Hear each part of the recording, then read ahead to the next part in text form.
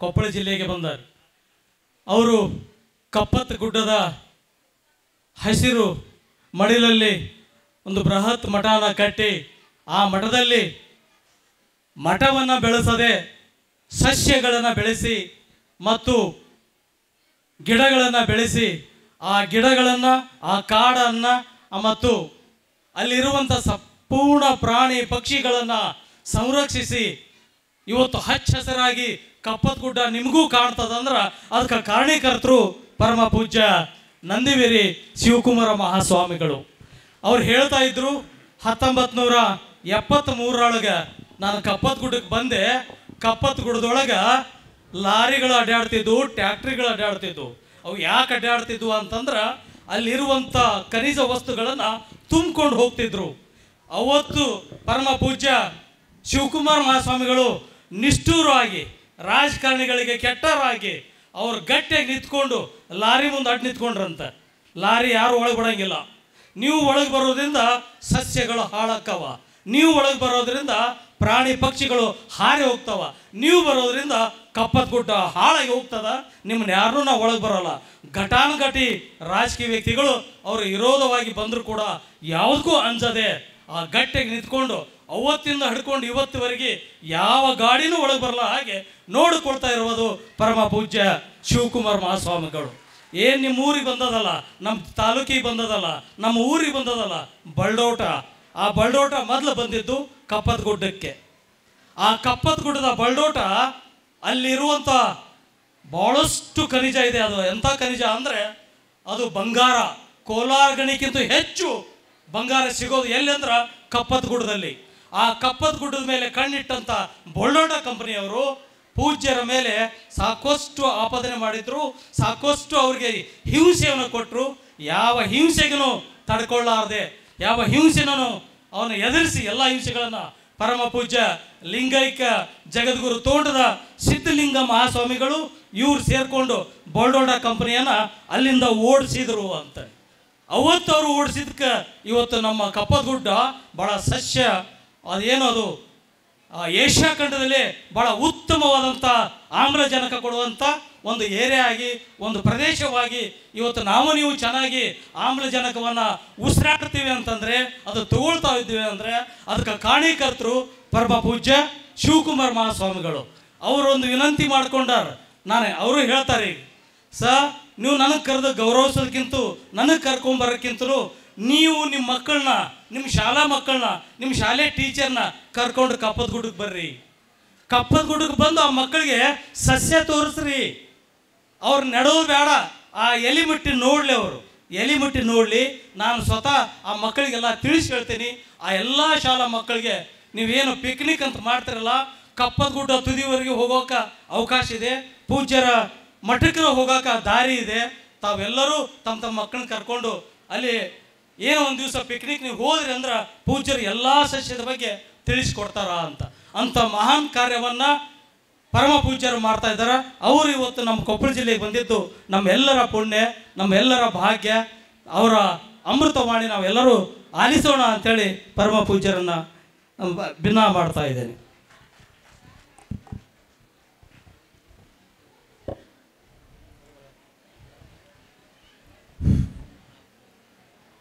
ವಿದ್ಯಾ ನಾಮ ನರಸ್ಯ ರೂಪಮಧಿಕಂ ಪ್ರಚ್ಛನ್ನ ಗುಪ್ತಂ ಧನಂ ವಿದ್ಯಾ ಭೋಗಕರಿ ಯಶಸ್ಸುಖಕರಿ ವಿದ್ಯಾ ಗುರುಣಾಂ ಗುರುಃ ವಿದ್ಯಾ ಬಂಧುಜನೋ ವಿದೇಶಗಮನೆ ವಿದ್ಯಾ ರಾಜಸು ಪೂಜ್ಯತೆ ನತು ಧನಂ ವಿದ್ಯಾ ವಿಹೀನ ಪಶು. ವಿದ್ಯೆಯುಳ್ಳವನ ಮುಖವು ಮುದ್ದು ಬರುವಂತಿಕ್ಕು, ವಿದ್ಯೆ ಇಲ್ಲದವನ ಬರಿಮುಖವು ಹಾಳೋರ ಹದ್ದಿನಂತಿಕ್ಕು ಸರ್ವಜ್ಞ. ಕೊಪ್ಪಳ ತಾಲೂಕಾ ಅನುದಾನ ರಹಿತ ಶಾಲಾ ಆಡಳಿತ ಮಂಡಳಿಗಳ ಒಕ್ಕೂಟ 20ನೇ ವರ್ಷದ ಸಂಭ್ರಮಾಚರಣೆಯ ಈ ಶಿಕ್ಷಕರ ದಿನಾಚರಣೆಯಲ್ಲಿ ಕೊಪ್ಪಳ ತಾಲೂಕಿನ ಅನುದಾನ ರಹಿತ ಶಾಲಾ ಆಡಳಿತ ಮಂಡಳಿಗಳ ಒಕ್ಕೂಟದ ಗೌರವ ಅಧ್ಯಕ್ಷರಾದ ಮತ್ತು ಈ ಕಲ್ಯಾಣ ಮಂಟಪದ ಮಾಲೀಕರು ಆದ ಸಹೃದಯಿ ಶ್ರೀ ರಾಘವೇಂದ್ರ ಪಾನಗಂಟಿಯವರೇ, ಇದರ ಕಾರ್ಯಕ್ರಮದ ಅಧ್ಯಕ್ಷರಾದ ಕೊಪ್ಪಳ ತಾಲೂಕಾ ಅನುದಾನ ರಹಿತ ಶಾಲಾ ಆಡಳಿತ ಮಂಡಳಿಗಳ ಅಧ್ಯಕ್ಷರೂ ಆದ ಶ್ರೀ ತಹಸೀಲ್ದಾರ್ ಅವರೇ, ರಾಯಚೂರಿಂದ ಬಂದು ನಮಗೆಲ್ಲ ಇಂಗ್ಲೀಷ್ನಲ್ಲಿ ಉಪನ್ಯಾಸ ನೀಡಿದಂಥ ನಮ್ಮ ಮೊಹಮ್ಮದ್ ಜಾವೇದ್ ಅವರೇ, ಕೊಪ್ಪಳದಲ್ಲಿ ಅಭೂತಪೂರ್ವವಾದಂಥ ಒಂದು ನ್ಯೂ ಆಕ್ಸ್ಫರ್ಡ್ ಸ್ಕೂಲನ್ನು ಕಟ್ಟಿ ಒಬ್ಬ ಮಹಿಳೆ ಮನಸ್ಸು ಮಾಡಿದ್ರೆ ಏನು ಮಾಡಲಿಕ್ಕೆ ಸಾಧ್ಯದ ಅನ್ನುವಂಥದ್ದನ್ನು ಸ್ವತಃ ಮಾಡಿ ತೋರಿಸಿರುವಂಥ ಸೋದರಿ ಶ್ರೀಮತಿ ಸುಮನಕ್ಕ ಅವರೇ, ಇನ್ನೊಬ್ಬ ಹಿರಿಯರಾದ ಶ್ರೀ ಶರಣಪ್ಪ ಮಾಮನಿ ಅವರೇ, ವೇದಿಕೆ ಮೇಲೆ ಉಪಸ್ಥಿತರಿರುವ ಎಲ್ಲ ಪ್ರತಿಷ್ಠಿತ ಗಣ್ಯರೇ, ನಮ್ಮ ರೇಣುಕಾ ಬುಕ್ ಏಜೆನ್ಸಿಯ ಮಾಲೀಕರಂಥ ನಮ್ಮ ಪ್ರವೀಣ್ ರೋಣದವರೇ, ಇಲ್ಲಿ ಉಪಸ್ಥಿತರಿರುವ ಎಲ್ಲ ನಮ್ಮ ಶಿಕ್ಷಕ ಬಂಧುಗಳೇ, ಗುರುಮಾತೆಯರೇ, ತಮಗೆಲ್ಲ ಅನಂತ ಶರಣಾರ್ಥಿಗಳು. ನಿನ್ನೆನೇ ಡಾಕ್ಟರ್ ರಾಧಾಕೃಷ್ಣನವರ ಸ್ಮರಣೆ ಜಯಂತಿ ಜೊತೆಗೆ ಈದ್ ಮಿಲಾದ್ ಅವೆರಡೂ ಬಂದಿದ್ದಾವೆ. ನಾವು ಗಮನಿಸಬೇಕಾದಂತಹ ಒಂದು ಸಂಗತಿ ಅಂದ್ರೆ ವಿದ್ಯೆಗೆ ಭಾಳ ಮಹತ್ವ ಇದೆ. Knowledge itself is a power, nothing is power. ಬೇರೆ ಯಾವುದೂ ಶಕ್ತಿ ಅಲ್ಲ, ದೊಡ್ಡ ಶಕ್ತಿ ಅಲ್ಲ, ಜ್ಞಾನವೇ ದೊಡ್ಡ ಶಕ್ತಿ. Knowledge itself is a power, nothing is power. ಹಾಗಾಗಿ ವಿದ್ಯೆ ದುಡ್ಡು ದೊಡ್ಡಪ್ಪ ಅಂತಾರೆ. ದುಡ್ಡು ದೊಡ್ಡಪ್ಪ ಆದ್ರೆ ವಿದ್ಯೆ ಅವರಪ್ಪ. ಹಾಗಾಗಿ ನಮ್ಮ ಹಿರಿಯರು, ನಮ್ಮ ದೇಶ ವಿದ್ಯೆಗೆ ಬಹಳ ಮಹತ್ವ ಕೊಟ್ಟது. ವಿದ್ಯಾನಾಮ ನರಸ್ಯ ರೂಪಮಧಿಕಂ ಪ್ರಚ್ಛನ್ನ ಗುಪ್ತಂ ಧನಂ ವಿದ್ಯಾ ಭೋಗಕರಿ ಯಶಸ್ಸುಖಕರಿ ವಿದ್ಯಾ ಗುರುಣಾಂ ಗುರುಃ ವಿದ್ಯಾ ಬಂಧುಜನೋ ವಿದೇಶ ಗಮನೆ ವಿದ್ಯಾ ರಾಜಸು ಪೂಜ್ಯತೆ ನತು ಧನಂ ವಿದ್ಯಾ ವಿಹೀನ ಪಶು ಅನ್ನುವಂಥ ಮಾತನ್ನು ನಾವು ಗಮನಿಸಬೇಕು. ವಿದ್ಯೆ ನಮಗೆಲ್ಲ ದೊಡ್ಡ ಆಸ್ತಿ. ಆ ವಿದ್ಯೆಯ ಮೂಲಕವಾಗಿ ಅಕ್ಷರಗಳನ್ನು ಕಲಿಸಿ ಆ ಅಕ್ಷರಗಳ ಮೂಲಕವಾಗಿ ಮಕ್ಕಳ ಬದುಕಿನಲ್ಲಿ ಅರಿವಿನ ಬೆಳಕನ್ನು ಬಿತ್ತತಕ್ಕಂಥ ಶಿಕ್ಷಕರು, you are great. The destiny of the nation will be shaped in the classroom ಅನ್ನುವಂಥ ಮಾತು ನಿಮ್ಮನ್ನೇ ನೋಡಿ ಹೇಳಿದ್ದು. ದೇಶವನ್ನು ಕಟ್ಟಬಲ್ಲಂಥವ್ರು ನೀವಂದ್ರೆ ಶಿಕ್ಷಕರು ಮತ್ತು ಗುರುಮಾತೆಯರು. ಬಹಳ ಮಂದಿ ರಾಜಕಾರಣಿಗಳು ನಾವೇ ಕಟ್ತೀವಿ ಅಂತ ಹೇಳ್ಕೋತಾರೆ. ಅಲ್ಲ, ರಾಜಕಾರಣಿಗಳು ದೇಶವನ್ನು ಕಟ್ಟಲಿಕ್ಕೆ ಆಗೋದಿಲ್ಲ. ಅವರು ಆಡಳಿತ ಮಾಡ್ಬೋದು ಅಷ್ಟೇ. ಆದರೆ ದೇಶವನ್ನು ಕಟ್ಟುವಂಥ ವಿಧಾಯಕ ಮತ್ತು ರಚನಾತ್ಮಕ ಕೆಲಸ ಅದು ವರ್ಗದ ಕೋಣೆಯಲ್ಲಿ ಶಿಕ್ಷಕರಿಂದ ಮತ್ತು ಗುರುಮಾತೆಯರಿಂದ ನಡೀತಾ ಇರ್ತದೆ. ಮೌನವಾಗಿ ನಡೀತಕ್ಕಂಥ ಇದೊಂದು ಪ್ರಕ್ರಿಯೆ. ನೀವು ಯಾರ್ಯಾರು ಗುರುಮಾತೆಯರಾಗಿದ್ದೀರಿ, ನೀವು ಯಾರ್ಯಾರು ಈ ವಿದ್ಯಾಕ್ಷೇತ್ರದಲ್ಲಿ ಬಂದಿದ್ದೀರಿ, ನೀವು ಯಾರ್ಯಾರು ಇದ್ರಾಗ ತೊಡಗಿಕೊಂಡಿದ್ದೀರಿ, ಅವರು ನಿಮ್ಮ ಬಗ್ಗೆ ನಿಮಗೆ ಹೆಮ್ಮೆ ಇರಲಿ, ನಿಮ್ಮ ಬಗ್ಗೆ ನಿಮಗೆ ಗೌರವ ಇರಲಿ, ನಿಮ್ಮ ಬಗ್ಗೆ ನಿಮಗೆ ಅಭಿಮಾನ ಇರಲಿ. ನಾನು ಗುರುಮಾತೆ ಆಗಿದ್ದೇನೆ, ನಾನು ಅರಿವಿನ ಬೀಜವನ್ನು ಬಿತ್ತುವಂಥ ವಿದ್ಯೆಯ ಆರಾಧಕಿಯಾಗಿದ್ದೇನೆ ಅನ್ನುವಂಥ ಅಭಿಮಾನ, ಹೆಮ್ಮೆ, ಗೌರವ ನಿಮ್ಮ ಬಗ್ಗೆ ಇರಲಿ. ಹಾಗಾಗಿ ವಿದ್ಯೆಯ ಬಗ್ಗೆ ಮಕ್ಕಳಿಗೆ ಹೇಳಬೇಕು ನೀವು. ವಿದ್ಯಾನಾಮ ನರಸ್ಯ ರೂಪಂ ಅಧಿಕಂ ಪ್ರಚ್ಛನ್ನ ಗುಪ್ತಂ ಧನಂ. ದುಡ್ಡಿಗೆ ಮಹತ್ವ ಇಲ್ಲ ಶಿವ, ದುಡ್ಡು ಮಹತ್ವದಲ್ಲ, ವಿದ್ಯೆ ಮಹತ್ವದ್ದು. ಹಾಗಾಗಿ ಗುಪ್ತಂ ಧನಂ ಅಂತ ಯಾವ್ದಾರು ಇದ್ರೆ ಅದು ವಿದ್ಯೆ. ಮಕ್ಕಳಿಗೆ ಅಕ್ಷರಗಳನ್ನು ಕಲಿಸುವಂಥ ಆ ಕ್ರಿಯೆ ಏನದ ಅದು ಬಹಳ ಮಹತ್ವದ ಸಂಗತಿ. ಅದಕ್ಕೊಂದು ತಪಸ್ಸು ಅಂತಾರೆ. ಆ ಮಕ್ಕಳಿಗೆ ವ್ಯಾಕರಣವನ್ನು ಕಲಿಸೋದು, ಅಕ್ಷರಗಳನ್ನು ತಿಳೋದು. ನಾವು ಅದಕ್ಕೆ ಪುಸ್ತಕದ ಅಂಗಡಿಯವ್ರನ್ನ ಕರೆದು ಕೇಳಿದೆ, ನಿಮ್ಮ ಪುಸ್ತಕದ ಅಂಗಡಿಯಲ್ಲಿ ವ್ಯಾಕರಣ ಪುಸ್ತಕ ಯಾವ್ಯಾವುದವು? ಕನ್ನಡ ವ್ಯಾಕರಣ, ಇಂಗ್ಲಿಷ್ ವ್ಯಾಕರಣ, ಹಿಂದಿ ವ್ಯಾಕರಣ. ಹೀಗೆ ಭಾಷೆಯ ಮೇಲೆ ಪ್ರಭುತ್ವ ಬರಬೇಕಂದ್ರೆ ಮೊದಲಿಗೆ ನಾವು ಮಕ್ಕಳಿಗೆ ವ್ಯಾಕರಣ ಕಲಿಸ್ಬೇಕು, ನಾವು ವ್ಯಾಕರಣ ಕಲಿಬೇಕು. ನಾವು ವ್ಯಾಕರಣ ಕಲಿಸಿದ್ರೆ ಮಾತ್ರ ಮಕ್ಕಳಿಗೆ ವ್ಯಾಕರಣ ಕಲಿಸ್ಲಿಕ್ಕಾಗತ್ತೆ. ಹಾಗಾಗಿ ವಿದ್ಯೆಗೆ ಗುಪ್ತಂ ಧನಂ ಅನ್ನುವಂಥ ಮಾತಿದೆ. ಈ ಹೊರಗಿನ ಸೌಂದರ್ಯ ಇದು ಮರೆಯಾಗಿ ಹೋಗ್ತದೆ. ಆದರೆ ವಿದ್ಯೆಯಿಂದ ಬಂದಿರುವಂತಹ ಸೌಂದರ್ಯ ಏನದ ಅದು ಅಭೂತಪೂರ್ವವಾಗಿರುವಂಥದ್ದು, ಅಪೂರ್ವವಾಗಿರುವಂಥದ್ದು, ಅನನ್ಯವಾಗಿರುವಂಥದ್ದು. ಹಾಗಾಗಿ ವಿದ್ಯಾನಾಮನ ರಸ ರೂಪಮಧಿಕಂ ಪ್ರಚ್ಛನ್ನ ಗುಪ್ತಂ ಧನಂ. ವಿದ್ಯಾಭೋಗಕರಿ ಯಶಸ್ಸುಖಕರಿ. ವಿದ್ಯೆ ಏನು ಮಾಡ್ತದೆ? ಸಕಲ ಭೋಗಗಳನ್ನು ತಂದು ನಿಮ್ಮ ಮುಂದೆ ಇಳುತ್ತದೆ. ವಿದ್ಯೆ ಎಲ್ಲ ಯಶಸ್ಸನ್ನು ತಂದು ನಿಮಗೆ ಕೊಡ್ತದೆ. ನೀವೊಬ್ಬರು ಅಕ್ಷರ ಕಲ್ತವ್ರು, ಶಾಲೆ ಕಲ್ತವ್ರು ಅದಿರಂದ್ರೆ ಇಡೀ ಮನೆ ನಿಮ್ಮ ಮಾತು ಕೇಳ್ತದೆ. ನೋಡ್ರಿ, ಒಬ್ಬ ಸುಮನಕ್ಕ ಅವರು 20 ವರ್ಷಗಳಿಂದ ಅವ್ರು ಶಾಲೆ ಶುರು ಮಾಡಿದ್ರಂತ. ನಾನು ಇಲ್ಲಿ ಬಂದು ಕೇಳಿದ್ದು, ಶಾಲೆ ಶುರು ಮಾಡಿದ ನಂತರ ಒಳ್ಳೆ ಕೆಲಸ ಮಾಡೋರನ್ನ ಬೆಂಕಿಯಾಗ ನಿಲ್ಲಿಸ್ತಾರೆ. ಸಮಾಜದಲ್ಲಿ ಒಳ್ಳೆ ಕೆಲಸ ಮಾಡ್ತೇವೆ, ನಾವು ಚಲೋ ಕೆಲಸ ಮಾಡ್ತೇವೆ ಅಂದ್ರೆ ನಮ್ಮನ್ನು ನಿಲ್ಲಿಸೋದು ಬೆಂಕಿಯಾಗ ನಿಲ್ಲಿಸ್ತಾರೆ. ಆ ನಂತರ ತಿನ್ನಕ್ಕೆ ನಮಗೆ, ಕುಡಿಯೋಕೆ ನಮಗೆ ವಿಷನ ಕೊಡ್ತಾರೆ. ಆ ವಿಷ ಕುಡಿದು ನಾವು ನೀಲಕಂಠರಾಗಬೇಕು, ಬೆಂಕಿಯಾಗ ನಿಂತು ನಾವು ವೀರಭದ್ರಾಗಬೇಕು. ನಾವು ಮಕ್ಕಳಿಗೆ ಅಕ್ಷರ ಕಲಿಸಿ ಆ ಅಕ್ಷರದ ಬೆಳಕಿನ ಮೂಲಕವಾಗಿ ಅರಿವಿನ ಬೆಳಕನ್ನು ನಾವು ಮಕ್ಕಳಿಗೆ ತಂದು ಕೊಡುವುದಾದರೆ ಅದಕ್ಕಿಂತ ಹೆಚ್ಚಿನ ಸಾರ್ಥಕತೆ ಏನೂ ಇಲ್ಲ. ಡಾಕ್ಟರ್ ರಾಧಾಕೃಷ್ಣನವರು ಅದು ಮಾಡಿದರು. ಸಾವಿತ್ರಿಬಾಯಿ ಫುಲೆ ಅವರು ಆ ಕೆಲಸ ಮಾಡಿದರು. ಅದಕ್ಕೆ ಅವರೊಂದು ನಮಗೆ ಮಾದರಿ, ಅವರು ನಮಗೊಂದು ಆದರ್ಶ. ಈ ದೇಶದ ಘನತೆಯೇ ಅದು. ಇಡೀ ಜಗತ್ತಿನ ಇತಿಹಾಸ ಬರೆದಂಥ ಅರ್ನಾಲ್ಡ್ ಟಾಯಂಬಿ ಅನ್ನುವಂಥ ಪಾಶ್ಚಿಮಾತ್ಯ ಒಬ್ಬ ಇತಿಹಾಸ ತಜ್ಞ ಈ ಜಗತ್ತಿನ ಇತಿಹಾಸವನ್ನು ಬರೆಯುವಾಗ ಈ ದೇಶದ ಇತಿಹಾಸವನ್ನು ಬರೀತಾ ಒಂದು ಮಾತನ್ನು ಹೇಳ್ತಾನೆ. India will conquerors. India will conquerors not politically but spiritually ಅನ್ನುವಂಥ ಮಾತು. ಇಡೀ ಜಗತ್ತಿಗೆ ಜಗದ್ಗುರು ಆಗಬಲ್ಲಂಥ ಶಕ್ತಿ ಜಗತ್ತಿನೊಳಗೆ ಯಾವುದಾರ ದೇಶಕ್ಕಿದ್ರೆ ಅದು ಭಾರತಕ್ಕೆ ಮಾತ್ರ ಇದೆ. ಭಾರತ ದೇಶಕ್ಕೆ ಮಾತ್ರ ಆ ಘನತೆ ಇದೆ. ಯಾಕಂದ್ರೆ ಜ್ಞಾನಕ್ಕೆ ನಮ್ಮಲ್ಲಿ ಭಾಳ ದೊಡ್ಡ ಮಹತ್ವ ಇದೆ. ಜ್ಞಾನದ ಬಲದಿಂದ ಅಜ್ಞಾನದ ಕೇಡು ನೋಡಯ್ಯ ಅಂದ್ರೆ ಶರಣರು. ಅರಿವು ಪ್ರತಿಯೊಬ್ಬ ಮನುಷ್ಯನಿಗೂ ಕೂಡ ಅಗತ್ಯವಾಗಿರುವಂಥ ಅರಿವು. ಆ ಅರಿವು ಅಕ್ಷರಗಳ ಮೂಲಕವಾಗಿ ಬರ್ತದೆ. ಅಕ್ಷರ ವಿದ್ಯೆಯ ಮೂಲಕವಾಗಿ ಬರ್ತದೆ. ವಿದ್ಯಾನಾಮನ ರಸ್ಯ ರೂಪಮಧಿಕಂ ಪ್ರಚ್ಛನ್ನ ಗುಪ್ತಂ ಧನಂ. ವಿದ್ಯಾಭೋಗಕರಿ ಯಶಸ್ಸುಖಕರಿ. ವಿದ್ಯಾಗುರುನಾಂ ಗುರು. ನಮಗೆ ಗುರುಗಳಿದ್ದಾರೆ, ನಮಗೂ ಗುರುಗಳಿದ್ದಾರೆ, ನಿಮಗೂ ಗುರುಗಳಿದ್ದಾರೆ. ಆದರೆ ಗುರುವಿಗೆ ಗುರು ಅಂತ ಯಾವ್ದಾರು ಇದ್ರೆ ಅದು ವಿದ್ಯೆ. ವಿದ್ಯಾ ಗುರುನಾಂ ಗುರು ವಿದ್ಯಾ ಬಂಧುಜನೋ ವಿದೇಶ ಗಮನೆ. ನಾವು ಪ್ರದೇಶಕ್ಕೆ ಹೋದ್ರೆ ಅಲ್ಲಿ ಭಾಷೆಗಳು ನಮಗೆ ಬರಬೇಕು. ಕುವೆಂಪು ಹೇಳ್ತಾರೆ, ಭಾವನೆಗೆ ಬಾಗಿಲಿದೆ ಅಂತ. ಆ ಭಾವನೆಯ ಜೊತೆಗೆ ಭಾಷೆಗಳು ನಮಗೆ ಬರಬೇಕು. ಆ ಭಾಷೆಯಿಂದ ಮತ್ತೊಬ್ಬರ ಹೃದಯವನ್ನು ಪ್ರವೇಶ ಮಾಡಲಿಕ್ಕೆ ನಮಗೆ ಸಾಧ್ಯವಾಗ್ತದೆ. ಹಾಗಾಗಿ ಆ ಪರದೇಶದೊಳಗೆ ನಮಗೆ ಸಹಾಯಕ್ಕೆ ಬರ್ತಕ್ಕಂಥದ್ದು ನಾವು ಕಲಿತ ವಿದ್ಯೆ.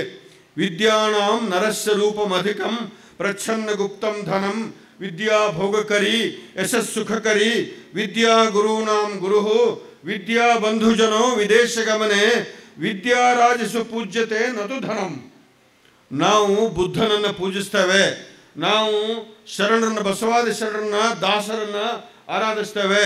ನಾವು ರಾಧಾಕೃಷ್ಣನವ್ರನ್ನ, ಅಂಬೇಡ್ಕರ್ ಅವ್ರನ್ನ, ಸಾವಿತ್ರಿಬಾಯಿ ಫುಲೆ ಅವ್ರನ್ನ ನಾವು ಆರಾಧಿಸ್ತೇವೆ. ಕಾರಣ ಏನಂದ್ರೆ ಅವರು ಅದ್ಭುತವಾದಂಥ ವಿದ್ಯೆ ಆರಾಧಕರಾಗಿದ್ದರು. ನಮ್ಮಲ್ಲಿ 2 ಥರದ ವಿದ್ಯೆಗಳಿದಾವೆ. ಒಂದು ಸದ್ವಿದ್ಯೆ, ಇನ್ನೊಂದು ದುರ್ವಿದ್ಯೆ. ನಾವು ದುರ್ವಿದ್ಯೆ ಬಗ್ಗೆ ಚರ್ಚೆ ಮಾಡುವ ಅಗತ್ಯ ಇಲ್ಲ. ಸದ್ವಿದ್ಯೆಯ ಬಗ್ಗೆ ನಾವು ಚರ್ಚೆ ಮಾಡುವಂಥ ಕ್ಷಣ ಇದು. ಏನು ಸದ್ವಿದ್ಯೆ ಅಂದ್ರೆ? ಸದ್ವಿದ್ಯೆ ಅಂದ್ರೆ ಮತ್ತೊಬ್ಬರ ಕಣ್ಣೀರನ್ನು ಒರೆಸಲಿಕ್ಕೆ ಯಾವ ಕೈ ಮುಂದೆ ಆಗ್ತಾವಲ್ಲ ಅದು ಸದ್ವಿದ್ಯೆ. ಅಂಥ ಸದ್ವಿದ್ಯೆಯನ್ನು ಮಕ್ಕಳಿಗೆ ಕಲಿಸುವಂಥ ಭಾಳ ದೊಡ್ಡ ಜವಾಬ್ದಾರಿ ನಿಮ್ಮಲ್ಲಿದೆ. ಇಲ್ಲಿ ಬಹಳ ಮಂದಿ ನೀವು ಹೆಣ್ಮಕ್ಕಳನ್ನು ಕಾಣಿಸ್ತಾ ಇದ್ದೀರಿ. ನಿಮ್ಮಲ್ಲಿ 2 ಪಾತ್ರಗಳಿದಾವೆ. ಒಂದು ತಾಯಿ ಪಾತ್ರನೂ ಮಾಡಬೇಕು, ಒಂದು ಗುರುಮಾತೆಯ ಪಾತ್ರವನ್ನು ಮಾಡಬೇಕು.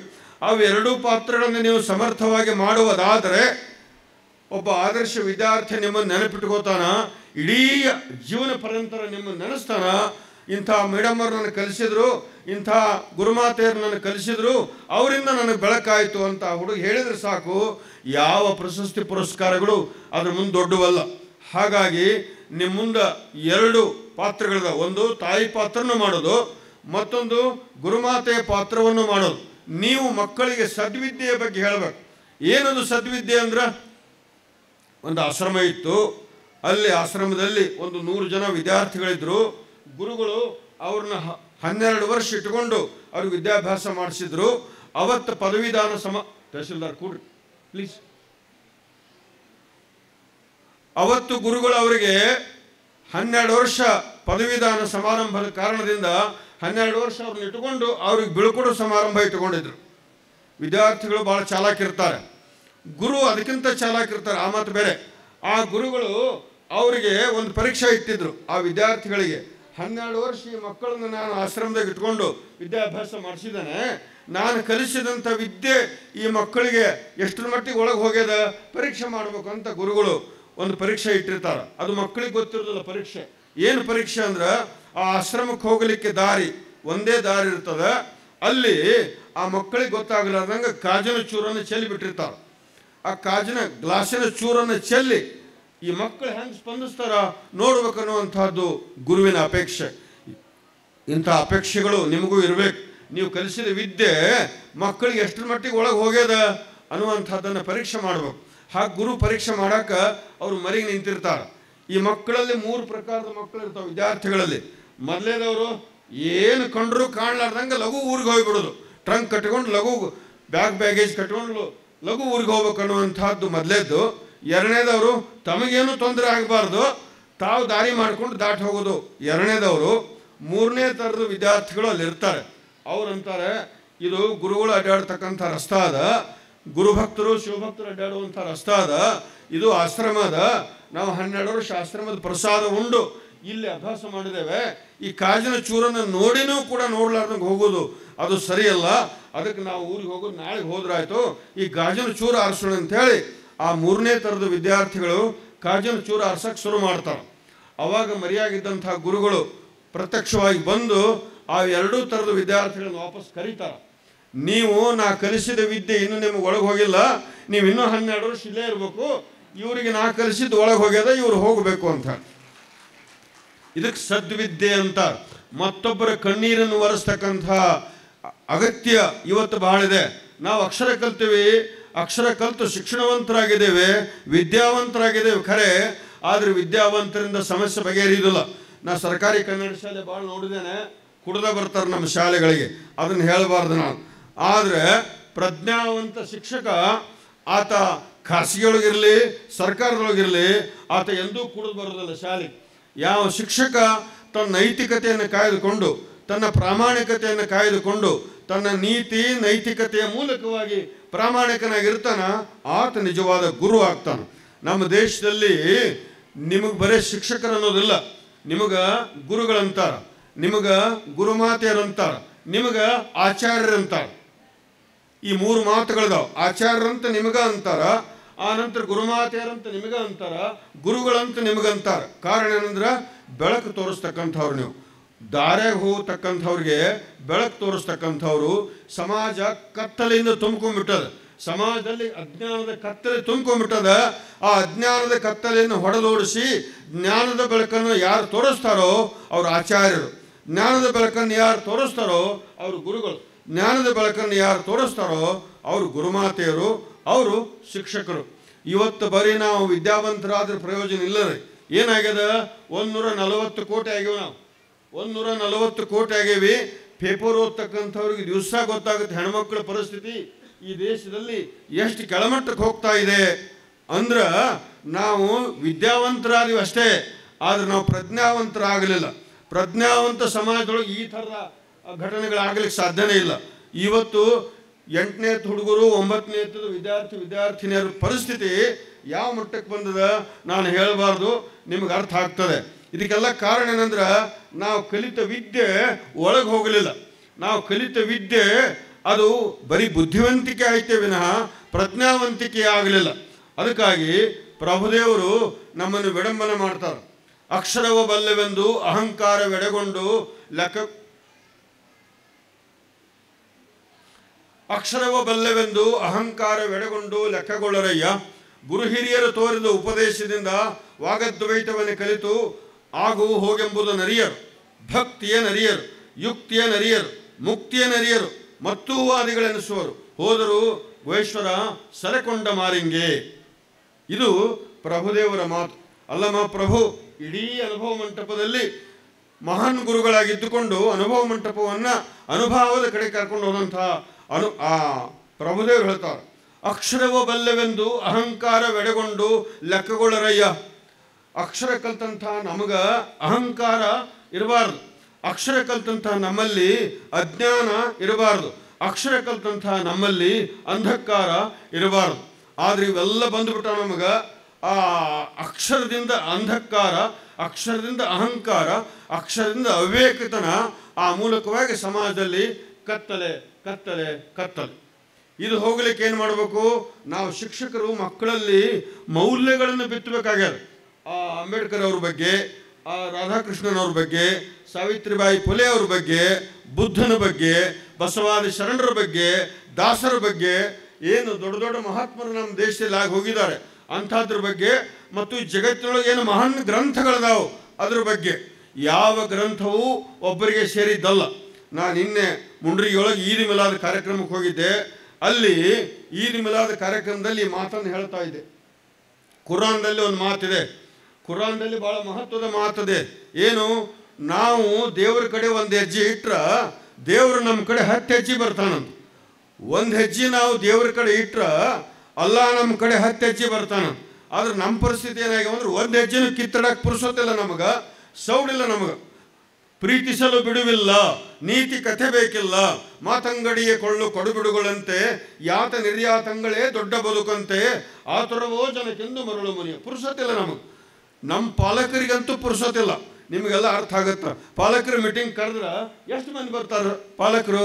ಅವ್ರಿಗೆ ಬೇಕಾಗಿಲ್ಲ, ಏನಾರ ಮಾಡ್ರಿ ನಮ್ಮ ಮಕ್ಕಳು ಇಂಗ್ಲೀಷ್ ಕಲಿಬೇಕು, ನಮ್ಮ ಮಕ್ಕಳು ಕಂಪ್ಯೂಟರ್ ಇಂಜಿನಿಯರ್ ಆಗ್ಬೇಕು, ನಮ್ಮ ಮಕ್ಕಳು ಡೈರೆಕ್ಟ್ ಚಂದ್ರಲೋಕಕ್ಕೆ ಹೋಗ್ಬೇಕು, ಅಂಥಕ್ಕಿನ್ನ ಒಬ್ಬಕ್ಕಿನ್ನ ಅವನಿಗೆ ಗಂಟು ಹಾಕೋಣ, ಅವರು ಡೈರೆಕ್ಟ್ ಕೊಪ್ಪಳ ಬಿಟ್ಟು ಬೆಂಗಳೂರಿಗೆ ಹೋಗ್ಬೇಕು, ಅವರು ಬೆಂಗಳೂರಿಗೆ ಇರಬೇಕು, ನಮಗೆ ರೊಕ್ಕ ಕಳಿಸೋ.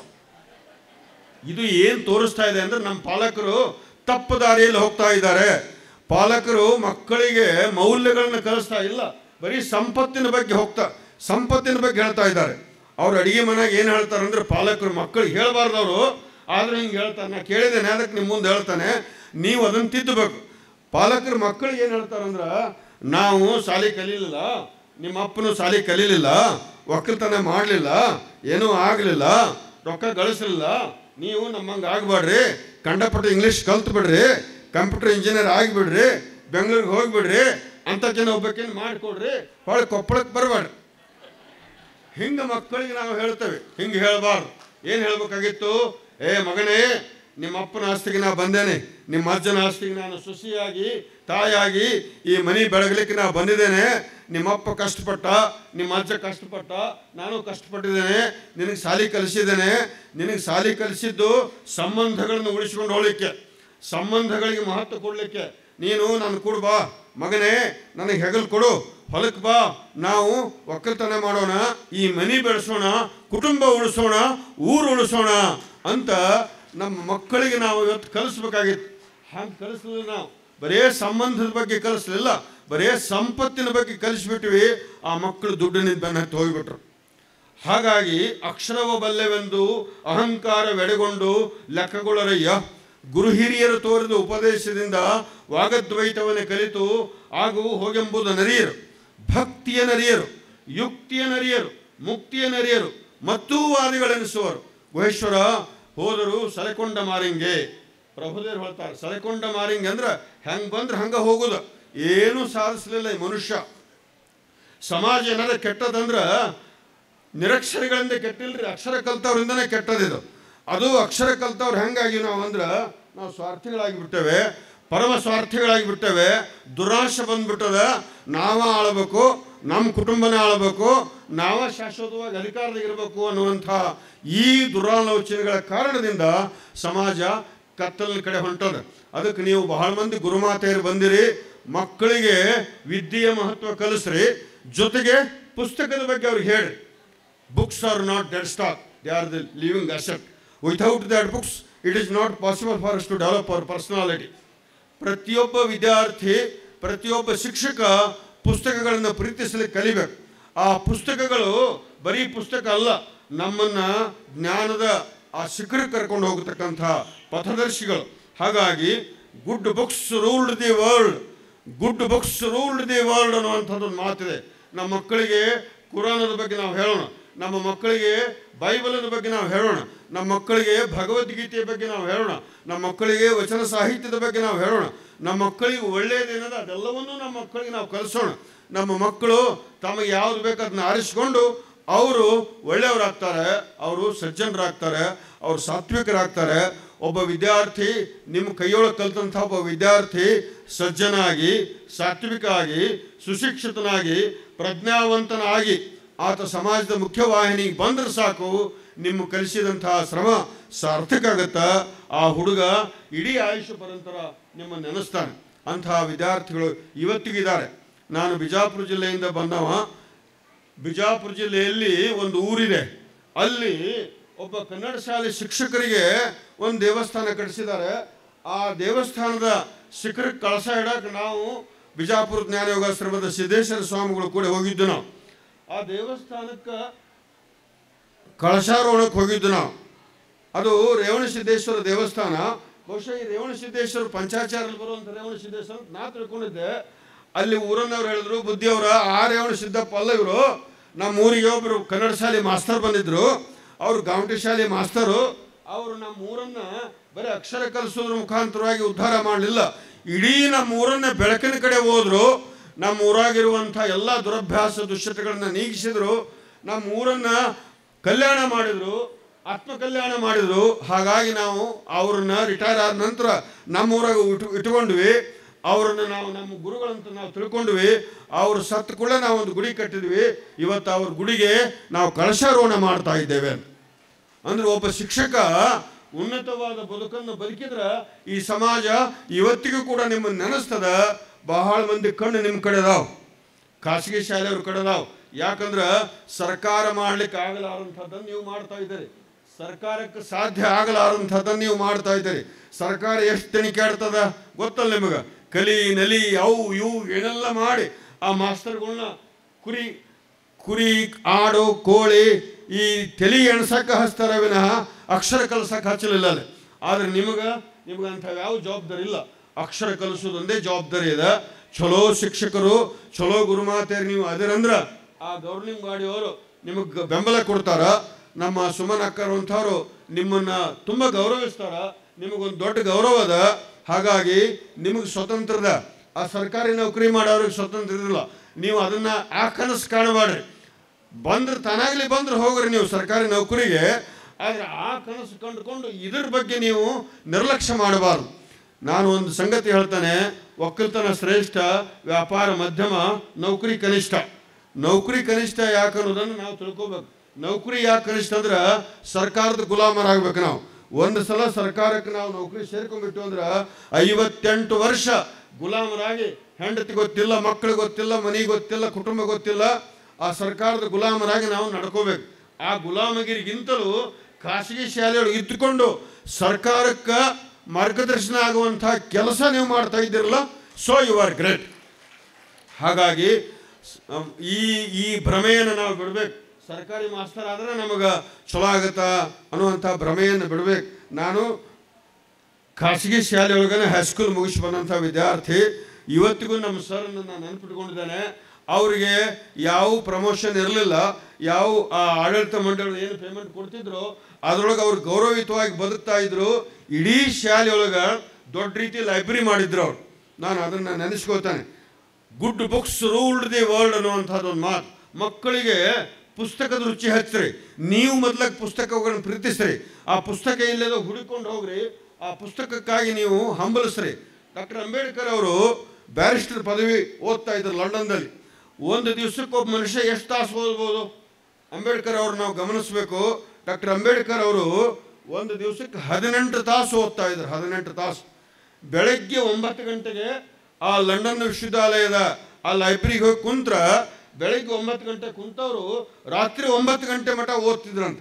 ರಾತ್ರಿ 9 ಗಂಟೆ ಮಠ ಓದೋ ಮುಂದೆ ಆ ಗೇಟ್ ಕೀಪರ್ ಬಂದು ನಮಗೂ ಹೆಂಡ್ರು ಮಕ್ಕಳದಾರಿ, ನಾವು ಮನೆಗೆ ಹೋಗ್ತೀವಿ, ಕಿಲಿ ಹಾಕ್ತು ಅನ್ನೋ ಮಠನೂ ಅವ್ರು ಓದ್ತಿದ್ರಂತ. ಹಂಗೆ ಓದೋ ಮುಂದೆ ಅವ್ರಿಗೆ ಎಂದೂ ಅನಿಸ್ಲಿಲ್ಲ ನಾವು ಉಡಾಫೆ ಮಾಡಬೇಕು, ನಾವು ಮಂಗನಾಟ, ಎಂದೂ ಅನಿಸ್ಲಿಲ್ಲ. ಅವ್ರಿಗೆ ಏನು ಅನಿಸ್ತಿತ್ತು? ಅವರು ಅಲ್ಪಾಹಾರ, ಅರ್ಧ ಗ್ಲಾಸ್ ಹಾಲು, ಒಂದು ಅರ್ಧ ಬ್ರೆಡ್, ಅಷ್ಟರ ಮೇಲೆ ಆಹಾರ ಅವ್ರದ್ದು. ಬೆಳಗ್ಗೆ 9 ಗಂಟೆಗೆ ಓದ್ಲಿಕ್ಕೆ ಕುಂತಂಥವ್ರು ಸಾಯಂಕಾಲ 9 ಗಂಟೆ ಮಟ್ಟ ಓದ್ತಿದ್ರು. ಅದಕ್ಕಿಂತ ಮುಂಚೆ ನಶಕನಾಗ ಎದ್ದು ಓದ್ತಿದ್ರು. ಆನಂತರ ರಾತ್ರಿ ಮನೆಗೆ ಬಂದ ನಂತರ ಮತ್ತೆ ಓದ್ತಿದ್ರು. ಅಂತೂ ಒಂದು ದಿವಸಕ್ಕೆ 18 ತಾಸು ಅವ್ರು ಓದ್ತಿದ್ರು. ಇಂಥ ಕಥೆಗಳನ್ನು ನಮ್ಮ ಮಕ್ಕಳಿಗೆ ಹೇಳ್ಬೇಕು ನೀವು. ಇಂಥ ಕಥೆಗಳನ್ನು ಮಕ್ಕಳಿಗೆ ಹೇಳಿದ್ರೆ ಮಕ್ಕಳಿಗೆ ಪುಸ್ತಕದ ಬಗ್ಗೆ ಪ್ರೀತಿ ಹುಡ್ತದೆ. ಡಾಕ್ಟರ್ ರಾಧಾಕೃಷ್ಣನ್ ಅವ್ರ ಬಗ್ಗೆ ಅವ್ರದ್ದೊಂದು ಮಾತು ನಿಮಗೆ ನೆನಪಿಸ್ತಾನೆ. Formulation of ideals is very easy, but the implementation is difficult. We know what is right, we approve it, still we cannot pursue it. We know what is wrong, we condemn it, still we pursue it. That is the tragedy of our human situation. ಇವತ್ತೇನಾಗ್ಯದ, ಯಾರಿಗೆ ಗೊತ್ತಿಲ್ಲ, ಧರ್ಮ ಎಲ್ಲರಿಗೂ ಗೊತ್ತದ, ಅಧರ್ಮ ಎಲ್ಲರಿಗೂ ಗೊತ್ತದ, ಪಾಪ ಎಲ್ಲರಿಗೂ ಗೊತ್ತದ, ಪುಣ್ಯ ಎಲ್ಲರಿಗೂ ಗೊತ್ತದ. ನಾವು ಮ್ಯಾಲಿನ ಪ್ರವಚನ ಹೇಳೋರಿಗಿಂತಲೂ ನಿಮಗೆ ಚೆನ್ನಾಗಿ ಗೊತ್ತದಾವು. ಆದರೂ ನಾವು ಹೆಂಗಾಗಿಬಿಟ್ಟಿವಂದ್ರೆ ಧರ್ಮ ಮಾಡಕ್ಕೆ ಹೋಲ್ವಿ, ಅಧರ್ಮ ಬಿಡಕ್ಕೆ ಹೋಲ್ವಿ, ಪುಣ್ಯ ಮಾಡಕ್ಕೆ ಹೋಲ್ವಿ, ಪಾಪದ ಕೆಲಸ ಬಿಡಕ್ಕೆ ಹೋಲ್ವಿ. ಅದಕ್ಕೆ ಮಕ್ಕಳಿಗೆ ಆ ಧರ್ಮದ ಬಗ್ಗೆ, ಮಕ್ಕಳಿಗೆ ಪುಣ್ಯದ ಬಗ್ಗೆ, ಮಕ್ಕಳಿಗೆ ಬೆಳಕಿನ ಬಗ್ಗೆ ಆಸಕ್ತಿ ಹುಟ್ಟುವಂಗೆ ನೀವು ಹೇಳಬೇಕು. ಅದು ಡಾಕ್ಟರ್ ಎಸ್ ರಾಧಾಕೃಷ್ಣನ್ ಅವರ ಮಾತು. ಈ ದೇಶದಲ್ಲಿ ಒಬ್ಬ ಶಿಕ್ಷಕ, ಒಬ್ಬ ಮಹೋಪಾಧ್ಯಾಯ ರಾಷ್ಟ್ರಾಧ್ಯಕ್ಷ ಆಗ್ತಾನಂದ್ರೆ ಗಮನಿಸಬೇಕಾದಂಥ ಸಂಗತಿ. ಡಾಕ್ಟರ್ ಎಸ್ ರಾಧಾಕೃಷ್ಣನ್ ಅವರು ಈ ದೇಶದ ಘನತೆವೆತ್ತ ರಾಷ್ಟ್ರಪತಿಗಳಾಗಿದ್ದರು. ಅವರು ಒಂದ್ಸಲ ಲಂಡನ್ಗೆ ಹೋಗಿದ್ರು. ರಾಷ್ಟ್ರಪತಿಗಳು ಲಂಡನ್ಗೆ ಹೋಗ್ತಾರಂದ್ರೆ ಭಾಳ ದೊಡ್ಡ ಸಂಗತಿ. ಅವರು ಲಂಡನ್ದ ವಿಮಾನ ನಿಲ್ದಾಣದಲ್ಲಿ ಹೋಗಿ ಇಳಿದ್ರು. ಮಧ್ಯಾಹ್ನ 1 ಗಂಟೆ ಆಗಿತ್ತು. ಅವ್ರನ್ನ ಕರ್ಕೊಂಡು ಹೋಗ್ಲಿಕ್ಕೆ ಕಾರ್ ಬಂದಿತ್ತು. ಅವ್ರನ್ನ ಇಳಿಸಿದಂಥ ಸೀದಾ ಹೋಟೆಲ್ಗೆ ಅವ್ರು ಹೋಗ್ಬೋದಾಗಿತ್ತು. ಆದರೆ ಡಾಕ್ಟರ್ ಎಸ್ ರಾಧಾಕೃಷ್ಣನ್ ಅವರು ಲಂಡನ್ದಲ್ಲಿ ಒಂದು ಪುಸ್ತಕದ ಅಂಗಡಿ ಅದ. ಅದು 3 ಅಂತಸ್ತಿನ ಪುಸ್ತಕದ ಅಂಗಡಿ. ಆ 3ನೇ ಅಂತಸ್ತಿನ ಪುಸ್ತಕದ ಅಂಗಡಿಗೆ, 3 ಅಂತಸ್ತಿನ ಪುಸ್ತಕದ ಅಂಗಡಿಗೆ ಡಾಕ್ಟರ್ ರಾಧಾಕೃಷ್ಣನ್ ಅವರು ಸೀದಾ ತಮ್ಮ ಕಾರ್ ಬಿಡಿಸ್ತಾರೆ ಪುಸ್ತಕದ ಅಂಗಡಿ. ಆ ಪುಸ್ತಕದ ಅಂಗಡಿಗೆ ಹೋಗಿ ಅವರು 3ನೇ ಅಂತಸ್ತಿಗೆ ಹೋಗ್ತಾರೆ ನೇರವಾಗಿ. ಆ ಪುಸ್ತಕದ ಅಂಗಡಿ ಮಾಲಕನಿಗೆ ಗಾಬರಿ ಆಗತ್ತೆ. ಒಬ್ಬ ಘನತೆವೆತ್ತ ರಾಷ್ಟ್ರದ ರಾಷ್ಟ್ರಪತಿಗಳು ವಿತೌಟ್ ಸೆಕ್ಯೂರಿಟಿ ನಮ್ಮ ಅಂಗಡಿಗೆ ಬಂದಾರಂದ್ರೆ ಅವನಿಗೆ ಭಯ ಆಗತ್ತೆ. ಅವಾಗ ಅವ ಬಂದು ಕೈ ಮುಗಿದು ಕೇಳ್ತಾನ, ನನ್ನ ಗತಿ ಏನದು? ಅವಾಗ ಅವರು ರಾಧಾಕೃಷ್ಣದವ್ರು ಹೇಳ್ತಾರ, ಗಾಬರಿ ಆಗಬೇಡ, ನನಗೆ ಪುಸ್ತಕ ಬೇಕಾಗ್ಯಾವು, ಯಾವ ಪುಸ್ತಕ ಬೇಕು ನಾ ಪುಸ್ತಕ ತೊಗೊಂಡು ನಾ ಹೋಟ್ಲಿಗೆ ಹೋಗ್ತಾನೆ, ನೀ ಗಾಬರಿ ಆಗಬೇಡ. ಇದನ್ನು ಹೇಳೋ ಕಾರಣ ಏನಂದ್ರೆ ನಾವು ಬಹಳ ಸಲ ಮಾಸ್ತರ್ ಆದ್ಕೊಳ್ಳೆ, ಟೀಚರ್ ಆದ್ಕೊಳ್ಳೆ, ಗುರುಮಾತೆಯರಾದ್ಕೊಳ್ಳೆ ಓದೋದು ಬಿಟ್ಟು ಬಿಡ್ತೇವೆ. ಆದ್ರೆ ಡಾಕ್ಟರ್ ಎಸ್ ರಾಧಾಕೃಷ್ಣನ್ ಅವರು ರಾಷ್ಟ್ರಪತಿಗಳಾಗಿದ್ದರೂ ಕೂಡ ಅವರು ಓದೋದು ಬಿಟ್ಟಿದ್ದಿಲ್ಲ. ಆ ಲಂಡನ್ನಿಂದ ಬುಕ್ ಸ್ಟಾಲ್ಗೆ ಹೋಗಿ ತಮಗೆ ಯಾವ ಬೇಕು ಆ ಪುಸ್ತಕ ತಗೊಂಡು ಮುಂದೆ ಅವರು ಹೋಟೆಲ್ಗೆ ಹೋದರು ಅನ್ನುವಂಥ ಆತ್ಮಚರಿತ್ರೆ. ಇಂಥ ಆತ್ಮಚರಿತ್ರೆಗಳನ್ನು ನಾವು ಓದಬೇಕು. ಡಾಕ್ಟರ್ ಅಂಬೇಡ್ಕರ್ ಅವರ ಆತ್ಮಚರಿತ್ರೆ, ಡಾಕ್ಟರ್ ರಾಧಾಕೃಷ್ಣನ್ ಅವರ ಆತ್ಮಚರಿತ್ರೆ, ಸಾವಿತ್ರಿಬಾಯಿ ಫುಲೆ ಅವರ ಆತ್ಮಚರಿತ್ರೆ ನಮ್ಮ ಮಕ್ಕಳಿಗೆ ನಾವು ಓದಿ ಹೇಳಬೇಕು. ಅಲ್ಲಿರುವಂಥ ಗುಣಾತ್ಮಕವಾಗಿರುವಂಥ, ಸಕಾರಾತ್ಮಕವಾಗಿರುವಂಥ ಸಂಗತಿಗಳನ್ನು ನಾವು ನಮ್ಮ ಮಕ್ಕಳಿಗೆ ಹೇಳಬೇಕು. ಖಂಡಿತ ಮಕ್ಕಳು ಸ್ಪಂದಿಸ್ತವೆ. ಏನಾಗಿದೆ ಇವತ್ತು? ಸಿದ್ದಯ್ಯ ಪುರಾಣಿಕರ ಕಾವ್ಯಾನಂದರ ವಚನ ಇದು. ವಿದ್ಯೆ ಬಂತು ವಿನಯ ಹೋಯ್ತು, ವಿದ್ಯೆ ಬಂತು ವಿನಯ ಹೋಯ್ತು, ಬುದ್ಧಿ ಬಂತು ಶ್ರದ್ಧೆ ಹೋಯ್ತು, ಶ್ರದ್ಧೆ ಬಂತು ಸಮಾಧಾನ ಹೋಯ್ತು, ಶರೀರ ಸ್ವಾಸ್ಥ್ಯ ಬಂತು ಚಿತ್ತ ಸ್ವಾಸ್ಥ್ಯ ಹೋಯ್ತು, ದೀರ್ಘಾಯುಷ್ಯ ಬಂತು ಜೀವನ ಸ್ವಾರಸ್ಯ ಹೋಯ್ತು, ಮಾತು ಬಂತು ಕೃತಿ ಹೋಯ್ತು, ಜಾತಿ ಬಂತು ಪ್ರೀತಿ ಹೋಯ್ತು, ಬೋಧನೆ ಬಂತು ಸಾಧನೆ ಹೋಯ್ತು. ಸಿದ್ದಯ್ಯ ಪುರಾಣಿಕ ಬಂದ ಸ್ವತಂತ್ರ ಧೀರ ಸಿದ್ದೇಶ್ವರ ಹೋದ ಅನ್ನುವಂಥ ಕಾಲದಲ್ಲಿ ನಾವಿದ್ದೇವೆ. ಒಂದು ಕಾಲಕ್ಕೆ ಮಕ್ಕಳನ್ನು ಬಡಿದು ಶಿಕ್ಷಕರು ಅಕ್ಷರ ಕಲಿಸ್ತಾ ಇದ್ರು, ಅದು ಸರಿಯಾದ ಮಾರ್ಗನೇ. ಆದರೆ ಅವಾಗ ಮಾಸ್ತರ್ಗಳು ಕೈಯಾಗ ಬಡಿಗಿದ್ದು, ಪೊಲೀಸರ ಕೈಯಾಗ ಬಡಿ ಕಡಿಮೆ ಆಗಿದ್ದು. ಈಗ ಪೊಲೀಸರ ಕೈಯಾಗ ಬಡಿ ಕಡಿಮೆ ಜಾಸ್ತಿ ಆಗ್ಯಾವೆ. ಮಾಸ್ತರು ಏನೂ ಅನ್ಲಾರಂಥ ಕಾಲದಲ್ಲಿ ನಾವಿದ್ದೇವೆ. ನಮ್ಮ ಮಕ್ಕಳಿಗೆ ಏನು ಅನ್ಬೇಡ್ರಿ, ಅವ್ರೇನಾರ ಕರಿಯೋಲ್ರಕ್ಕ ಅಂತ ಪಾಲಕರು ಕಂಡಪಟ್ಟಿ ಶಾಣ್ಯರಾಗಿ ನಿಮಗೆ ಹೇಳಕ್ಕೆ ಬರ್ತಾರೆ. ಆದರೆ ದುರ್ದೈವ ಏನಂದ್ರೆ ಮಕ್ಕಳಿಗೆ ನಾವು ಶಿಕ್ಷೆ ಕೊಡುವಂಥ ಸಂದರ್ಭದಲ್ಲಿ ಕೊಡಲೇಬೇಕು. ಅಂದ್ರೆ ಆ ಮಗು ಸರಿಯಾದ ದಾರಿಗೆ ಬರ್ತದೆ. ಅದಕ್ಕೆ ನೀವು ಯಾರ್ಯಾರು ಗುರುಮಾತೆಯರಾಗಿರಿ, ನೀವು ಯಾರ್ಯಾರು ಶಿಕ್ಷಕರಾಗಿರಿ, ಮೊದಲು ನಿಮ್ಮ ಆ ಪದವಿಯ ಬಗ್ಗೆ ನಿಮಗೆ ಗೌರವ ಇರಲಿ, ಇದೆಲ್ಲ ಗೊತ್ತಿರಲಿ. ಪ್ರಕರಣ ವ್ಯವಸ್ಥೆ ಕೆಳಮಟ್ಟಕ್ಕೆ ಹೋಗ್ತಾ ಇದೆ, ನಾವು ಕೆಳಮಟ್ಟಕ್ಕೆ ಹೋಗೋದು ಬೇಡ. ನಾವು ನಮ್ಮ ಮಟ್ಟವನ್ನು ಕಾಕೊಂಡು ಮಕ್ಕಳಿಗೆ ನಾವು ಮಾದರಿಯಾಗಿರೋಣ, ಮಕ್ಕಳಿಗೆ ನಾವು ಒಂದು ಮಾಡೆಲ್ ಆಗಿರೋಣ, ಮಕ್ಕಳಿಗೆ ಒಂದು ನಾವು ಆದರ್ಶವಾಗಿರೋಣ. ವಿದ್ಯೆ ಬಂತು ವಿನಯ ಹೋಯ್ತು, ಬುದ್ಧಿ ಬಂತು ಶ್ರದ್ಧೆ ಹೋಯ್ತು, ಶ್ರದ್ಧೆ ಬಂತು ಸಂಸ್ಕಾರ ಹೋಯ್ತು, ವಿಜ್ಞಾನ ಬಂತು ಸಮಾಧಾನ ಹೋಯ್ತು, ಶರೀರ ಸ್ವಾಸ್ಥ್ಯ ಬಂತು ಚಿತ್ತ ಸ್ವಾಸ್ಥ್ಯ ಹೋಯ್ತು, ದೀರ್ಘಾಯುಷ್ಯ ಬಂತು ಜೀವನ ಸ್ವಾರಸ್ಯ ಹೋಯ್ತು, ಮಾತು ಬಂತು, ಕೃತಿ ಹೋಯ್ತು, ಜಾತಿ ಬಂತು, ಪ್ರೀತಿ ಹೋಯ್ತು, ಬೋಧನೆ ಬಂತು, ಸಾಧನೆ ಹೋಯ್ತು. ಸಿದ್ದಯ್ಯ ಪುರಾಣಕ್ಕೆ ಬಂದ ಸ್ವತಂತ್ರ ಧೀರ ಸಿದ್ದೇಶ್ವರ ಹೋದ ಅನ್ನುವಂಗ ನಮ್ಮ ಪರಿಸ್ಥಿತಿ ಹಿಂಗಾಗ್ಯದ. ಆದರೆ ನಾವು ಯಾರೂ ವ್ಯವಸ್ಥೆಯನ್ನು ಟೀಕೆ ಮಾಡೋ ಅಗತ್ಯ ಇಲ್ಲ. ನಾವು ಕೂಡ ಈ ವ್ಯವಸ್ಥೆಯ ಒಂದು ಅಂಗ ಆಗಿರೋದ್ರಿಂದ ನಾವೆಲ್ಲ ಕೂಡಿ ಬದುಕಬೇಕಾಗ್ಯದ. ನಾನು ಇನ್ನು ಹೇಳ್ತಾ ಇದ್ನಲ್ಲ, ಈದ್ ಮಿಲಾದ್ ಅಂದ್ರೆ ಅದು ನಮ್ಮದೇ ಹಬ್ಬ, ಬಸವ ಜಯಂತಿ ಅಂದ್ರೆ ಅದು ನಮ್ಮದೇ ಹಬ್ಬ, ಕ್ರಿಸ್ಮಸ್ ಅಂದ್ರೆ ಅದು ನಮ್ಮದೇ ಹಬ್ಬ. ಗೋವಾಡಿಗಳನ್ನು ಒಡೆದು ಬದುಕುವಂಥ ಕಾಲ ಇವತ್ತು ನಾವು ತಂದುಕೊಳ್ಬೇಕಾಗ್ಯದ. ಎಲ್ಲ ಮಕ್ಕಳಲ್ಲಿ ಪ್ರೀತಿ, ನೈತಿಕತೆ, ಎಲ್ಲರನ್ನೂ ಸರ್ವಧರ್ಮ ಸಮಭಾವದಲ್ಲಿ ಪ್ರೀತಿಸುವಂಥ ಮೌಲ್ಯಗಳನ್ನು ನಾವು ಕಲಿಸೋದದ. ನಾನು ಕಪ್ಪತ್ತಗುಡ್ಡದಿಂದ ಬಂದಿದ್ದೇನೆ. ಕಪ್ಪತ್ತಗುಡ್ಡ 80,000 ಎಕರೆ ಇದೆ. 80,000 ಎಕರೆ ಕಪ್ಪತ್ತಗುಡ್ಡ. ನಿಮ್ಮ ಕಪ್ಪತ್ತಗುಡ್ಡ, ನನ್ನ ಮಾತು ಯಾರು ಕೇಳಾಕತ್ತೀರಿ, ನಿಮ್ಮ ಕಪ್ಪತ್ತಗುಡ್ಡ ಅದು. ಆ ಕಪ್ಪತ್ತಗುಡ್ಡಕ್ಕೆ ಮಾಲಕರು ನೀವೇ, ಕಪ್ಪತ್ತಗುಡ್ಡಕ್ಕೆ ಮಾಲಕರು ನೀವೇ. 70 ಗಿರಿ ನೋಡೋಕ್ಕಿಂತ ಕಪ್ಪತ್ತಗಿರಿ ನೋಡ್ಬೇಕಂತಾರೆ. 70 ಗಿರಿಯಲ್ಲಿ ಸಿಗುವಂಥ ಭಾಳಷ್ಟು ಔಷಧೀಯ ಸಸ್ಯಗಳು, ಸುಗಂಧ ದ್ರವ್ಯ ಸಸ್ಯಗಳು, ಕಾಡು ಹಣ್ಣಿನ ಸಸ್ಯಗಳು ಮತ್ತು ಅಡವಿ ಸಸ್ಯಗಳು ನಮ್ಮ ಕಪ್ಪತ್ತಗುಡ್ಡದಲ್ಲಿದ್ದಾವೆ. ನೀವು ಯಾರ್ಯಾರು ಗುರುಮಾತೆಯರದಿರಿ, ಶಿಕ್ಷಕರದಿರಿ, ನಿಮ್ಮ ಮಕ್ಕಳನ್ನ ಅಗತ್ಯವಾಗಿ ನಮ್ಮ ಕಪ್ಪತ್ತಗುಡ್ಡಕ್ಕೆ ಕರ್ಕೊಂಬರ್ರಿ. ನಮ್ಮ ಮುಲ್ಲಾನವರು ಹೇಳ್ದಂಗೆ ಕಪ್ಪತ್ತಗುಡ್ಡದಲ್ಲಿ ಭಾಳ ದೊಡ್ಡ ಸಸ್ಯ ಸಂಪತ್ತಿದೆ. ನಿಮ್ಮ ಕೊಪ್ಪಳಗುಡ್ಡದಾಗ ಏನೂ ಇಲ್ಲ, ಬರೀ ಕಲ್ಲದ ಕೊಪ್ಪಳಗುಡ್ಡದಾಗ. ಆದರೆ ನಮ್ಮ ಕಪ್ಪತ್ತಗುಡ್ಡದಲ್ಲಿ ಸಸ್ಯ ಸಂಪತ್ತಿದೆ. ಒಂದೊಂದು ಗಿಡ ಅಂದ್ರೆ ಒಂದು ಪರಂಪರೆ, ಒಂದು ಗಿಡ ಅಂದ್ರೆ ಒಂದು ಪರಂಪರೆ, ಒಂದು ಬೀಜ ಅಂದ್ರೆ ಒಂದು ಭವಿಷ್ಯ. ಅಂಥ ಲಕ್ಷ ಗಿಡ ಮರಗಳು ನಮ್ಮ ಕಪ್ಪತ್ತಗುಡ್ಡದಲ್ಲಿದ್ದಾವೆ. ಪಾಶ್ಚಿಮಾತ್ಯ ಕವಿ ಜಾಯ್ಸ್ ಕಿಲ್ಮರ್ ಅನ್ನುವಂಥ ಒಬ್ಬ ಮಹಾನುಭಾವ ದ ಟ್ರೀ ಅನ್ನುವಂಥದ್ದು ಒಂದು ಕವನವನ್ನು ಇಂಗ್ಲೀಷ್ನಲ್ಲಿ ಬರೆದಿದ್ದಾನೆ. ಅದನ್ನು BM ಶ್ರೀಕಂಠಯ್ಯನವರು ಕನ್ನಡಕ್ಕೆ ಅನುವಾದ ಮಾಡಿದ್ದಾರೆ. ಆ ಕನ್ನಡದ ಕವನ ನಿಮಗಾಗಿ. ಓ ವೃಕ್ಷವೇ ಅದೇನು ನಿನ್ನ ಲೀಲೆ, ಓ ವೃಕ್ಷವೇ ಅದೇನು ನಿನ್ನ ಲೀಲೆ, ನಿನಗಿಂತ ಶ್ರೇಷ್ಠ ಕವಿತೆ ಇದೆಯೇ ಈ ಭೂಮಿಯ ಮೇಲೆ. ಹಸಿರು ರವಗುಡುವ ಹಲ್ಲುಗಳಿಂದ ಮಣ್ಣ ಮೊಲೆಕಟ್ಟೆ ರಸಹಿ ತಣಿದು ರಸಸೃಷ್ಟಿಕರ್ತನಂತೆ ಕೈಚಾಚಿ ಪ್ರಾರ್ಥಿಸಿ ಅವಾಗ ಅಭಿನಂದನೆ ಸಲ್ಲಿಸಿ ಹಕ್ಕಿ ಪಕ್ಕಿ ಸಕಲ ಜೀವ ಸಂಕುಲವ ಸಂರಕ್ಷಿಸಿ ಜೀವಘಾತುಕ ಹಿಮಧೂಮಗಳ ನಪ್ಪಿ ಆಲಂಗಿಸಿ ಮಳೆ ಮಿಂಚುಗಳಿಗೂ ಆಪ್ತ ನೆನೆಸಿ ಬದುಕಿಸುವ ನಿನ್ನಿಂದಲೇ ಸಸ್ಯ ಕಾಸಿ. ಬರೆಯಬಹುದು ನನ್ನಂಥ ಮೂರ್ಖರು ಹಲವು ಕವಿತೆಗಳ, ಆದರೆ ಆ ದೇವ ಅವ ಮಾತ್ರ ಸರಿಸಬಲ್ಲ ನಿನ್ನಂಥ ಸಜೀವ ವೃಕ್ಷಗಳ. ಓ ವೃಕ್ಷವೇ ಅದೇನು ನಿನ್ನ ಲೀಲೆ, ನಿನಗಿಂತ ಶ್ರೇಷ್ಠ ಕವಿತೆ ಇದೆಯೇ ಈ ಭೂಮಿಯ ಮೇಲೆ. ಒಂದು ಗಿಡ ನೋಡಿದ್ರೆ ಅಷ್ಟು ಸಂತೋಷ ಆಗತ್ತೆ ರೀ, ಒಂದು ಕೂಸು ನೋಡಿದ್ರೆ ಅಷ್ಟು ಸಂತೋಷ ಆಗತ್ತ. ಆ ಕೂಸಿನಲ್ಲಿ ನೀ ಏನೂ ಇರಂಗಿಲ್ಲ. ಹೇಗೋ ಹಾಗ ಗಿಡದಲ್ಲಿ ನೀ ಏನೂ ಇರಂಗಿಲ್ಲ. ಆಗ ಆ ಗಿಡಗಳನ್ನು ಅಂತಹ ಲಕ್ಷ ಗಿಡ ಮರಗಳು ನಮ್ಮ ಕಪ್ಪತ್ತಗುಡ್ಡದಲ್ಲಿದ್ದಾವೆ.